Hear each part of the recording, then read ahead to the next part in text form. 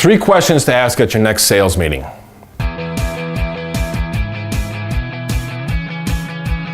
I define a salesperson as one that has an impact on the experience and an influence in the outcome.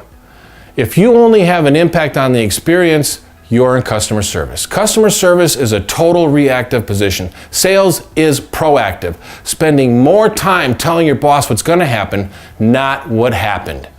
Here are 3 questions to ask salespeople at the next sales meeting.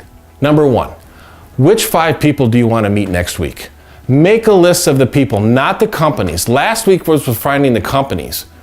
You want to know who they identified as the person to connect with within the company. Number 2, what are you looking forward to? Make a simple goal of having something to look forward to. Make it a stretch goal. Even if you don't make it, you will be better off than when you started and much better than having not attempted anything at the beginning. Number 3, what accomplishment do you want to be recognized for from last week? Often, what's most important to us and the accomplishments that we achieve are not recognized. Public recognition is a strong motivator, and when we don't share a goal achieved, we can feel like we had a week unfulfilled.